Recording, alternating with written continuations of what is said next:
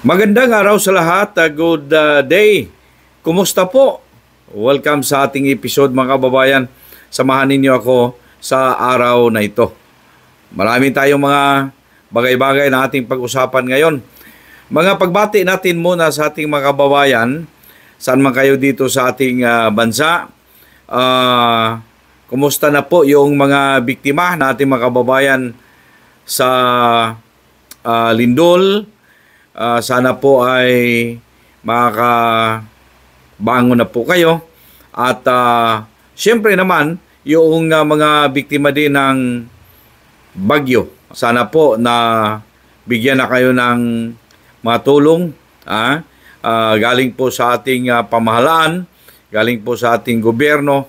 Dapat maibigay sa inyo ang inyong mga pangangailangan na mga tulong sapagkat nitong panahon na ito, dapat nga po talaga kayo ay matulungan. Samantala, ninakaw ang ating pera nitong bulhastog natin ng mga iilang mambabatas po. Kasama na diyan ang mga kasabwat na mga taga-DPWH. Ano po? Brace up dahil meron na naman daw papalapit na bagyo. Hindi na tayo tinantanan mga kababayan ng mga kalamidad na ito. Para bang ipaparamdam mga kababayan siguro ng ating Panginoon para makita talaga yung mga kalukuhang ginagawa ng ilan sa ating mga public officials, mga high-ranking official natin sa gobyerno para mabunyag yung mga tinatago nilang kalukuhan. Ngayong araw, pag-usapan natin itong, sabi ko na nga sa mga nakaraan natin mga kababayan na episode, sinabi ko na hindi lamang sa flood control ang may problema. Itong flood control, isa lamang mga kababayan na naugkat po na mga kalukuhan sa mga proyekto ng ating pamahalaan. Ngayong pinakabago mga kababayan, naugkat na naman. Hindi lamang po sa flood control pala ang may mga ghost project. Aba? Sa bagay naman, dati ko nang sinabi, again sa aking mga previous episode, sinabi ko po ang mga sindikatong ito. Hindi lamang ito dito sa flood control mga kababayan. Sinabi ko na noon pa, mula nung lumabas ang mga isyong ito, sabi ko, hindi po sa flood control lamang. Sinabi ko po, marami pa. Kagaya ng roads, building construction, yung mga paggawa po ng mga tulay. Sinabi ko yan Alam ito ng ating mga taga-subaybay dito na sabi ko, hindi lamang po sa flood control ang may issue nitong mga kalukuhan, mga kababayan. Kasama na yan dyan sa mga infrastructure like road construction, building construction, halos lahat po ng infrastructure na ang DPWH po ay the lead agency. Tingnan mo, ngayon mga kababayan, dito sa bagong lumabas na issue sa farm to market roads. Mismo ang Agriculture Secretary nagsabi na may mga ghost project during sa budget hearing mga kababayan.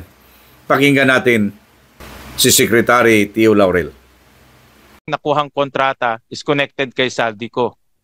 Tingin ko hindi ho coincidental ho yun.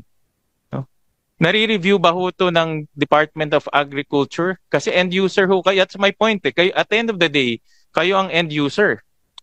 Mr. Chair, itong 2023 at 2024, hindi namin budget, hindi kami yan.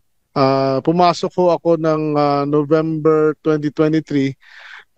So yung 2024 budget, tapos na yung BICAM. So yung 2025 lang yung amin actually. So itong mga naman nanalo na to, ang bidding process is DPWH and lahat. We are only validating if it's complete.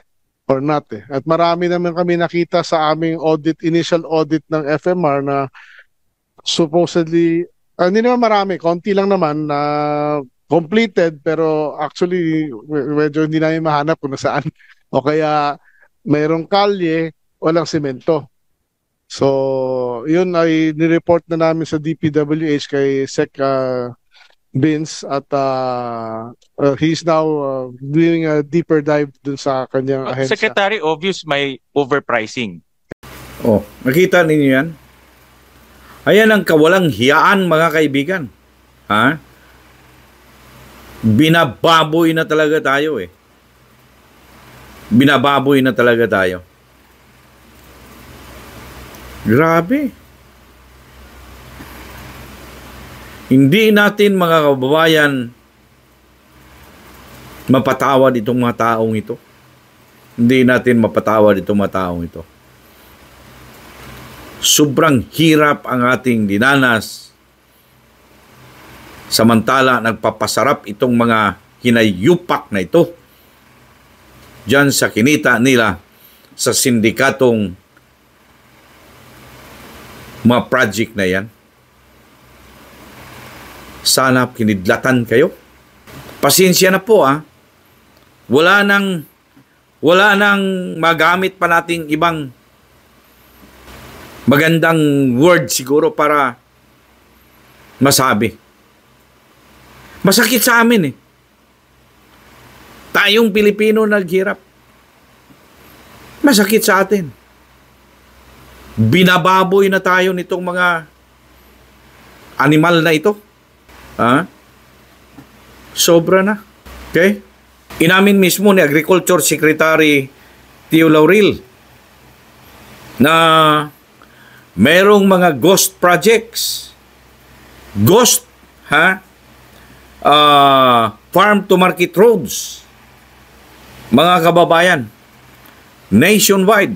Pero ang karamihan daw nito ay nasa sa Luzon area. Walang mga hiya talaga itong kailan pa kaya kayo kunin ni Lord?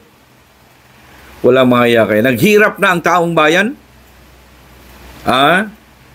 Sobrang hirap na po. Kahit na katiting, kakarampot lamang po ang kinikita ng ating mga kababayang Pilipino na kapag ambag po ng buwis sa ating bayan. Bakit po? Bawat labas ng ating pera, bumibili tayo halos ng kung ano-ano. May buwis yan, may tax yan. Hindi pa kasama yung mga taxes dyan ng iba pang mga bayarin natin. Kagaya na ng ilaw, power bill, water bill, basta lahat. Binubuwisan po tayo. At hindi naman, mga kababayan natin, may pagtanggi na yung mga buwis natin, itong mga buwis ng mahihirap na mga Pilipino, mga kaibigan, dugo at pawis. Ang kanilang sinapit para magkaroon lamang ng income, makabili ng mga pangangailangan, mga kababayan. Pero ang buhis pala na binayad natin, mga kababayan, na naging kabahagi sa mga pinundo diyan sa mga proyekto, mga kababayan, ninakaw pala ng mga hinayupak na mga opisyal na ito. Mga makakapalang mukha, walang mga hiya. Pagtakin mo. Nagdududa na talaga ang tao eh. Pinapahinto, mga kababayan, ang investigasyon diyan sa Kongreso dahil nga po daw useless naman pag ipagpatuloy. Wala na nga maniniwala sa kanila daw. Tama! Wala na talagang maniniwala sa inyo.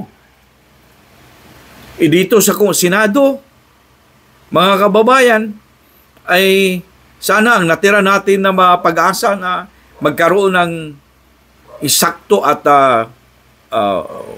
tamang investigasyon para matukoy at matuntun, tumbuking kung sino ang mga utak na mga ginagawang kalukuhan, mga kababayan, dito sa flood control.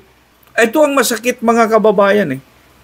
Dito na lang sana umasa ang Pilipino sa Senado nang akala natin, mga kababayan, ay dito makita ng ating mga kababayang Pilipinong mahihirap.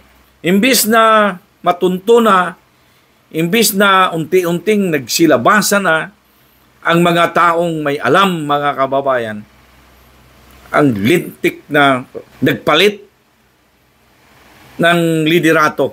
Nagkasundo-sundo sila para palitan, mga kababayan, yung pong nag-imbestiga sana ng umpisa. Ay tingnan ninyo tuloy, di naging sapsuy na ang resulta, mga kababayan, ng investigasyon. Tuluyan na ang tiwala ng taong bayan ay nawawala po. Ito pa namang Senado ang natitira na lamang sanang pag-asa natin na para may tuntun kung sino itong mga responsable, mga kababayan. Itong mga nagmamalinis dito sa Senado. Risa Hontiveros, ang akala mo'y ganun kalinis. In 2024 ata o 2025 budget, meron siyang umabot ng almost 4 billion insertion. Kahit ng anong pangalan, iba-ibahin nila ang pangalan, mga kababayan. Be it insertion o ano yung tawag nila na para mapaganda ang termino. Ganun pa rin, mga kababayan. Imagine mo, Risa Hontiveros. Meron siyang almost 4 billions na nipasok, mga kababayan. Pag nagsalita, akala mo'y ganun kalinis. Akala mo'y ganun kaputi. Di ba po? Kaya wala tayong mapipili, I'm sorry. Wala tayong mapipili. Bato-bato sa langit ang matamaan, huwag magalit. Kaya po hindi ako nagkakamali na sinasabi ko, hindi lamang po sa flood control ang may corruption issue. Lahat ng mga project po ng DPWH ay may corruption issue yan. Mismo na si Secretary Laurel ang nagsabi na in 2025 budget, mga kababayan, billions of funds sa farm to market road yan ang nawaldas. Hindi lang sa mga substandard project ng mga farm to market roads. May ghost project pa. You see? Ganun kalawak ang sindikato, mga kaibigan. Ganun kalawak ang mga sindikato. O ito ngayon, may lumabas, mga kababayan, sa Region 1, ang mas may pinakamarami na farm to market road ghost project, mga kaibigan. Napag-alaman natin, mga kababayan, na ang kontraktor dito ay ang Pahati Construction, mga kababayan. Hindi natin sinabi na ang Pahati Construction ang may ghost project. Pero ang Pahati ang mas may maraming mga projects daw dito. Maliban pa doon sa Diskaya owned construction firm. Paano ngayon natin malaman ng taong bayan kung wala ng public investigation kagaya ng ginagawa dyan sa Senado? Kasi po, wala na gustong hahawak, mga kaibigan, sa Blue Ribbon Committee. Wala na gustong hahawak. Kasi alam nila, mga kababayan, na mainit at delikadong posisyon ito. Meron na namang lumabas ngayon. Itong sa farm to market roads. Ayan, pinangalanan na ang isang district engineer doon sa Region 1 na si Mr. Tan. Ay dapat maimbita yan. Dapat matanong yan. Sino naman ang utak ng farm to market road ghost project anomaly na ito? Ha?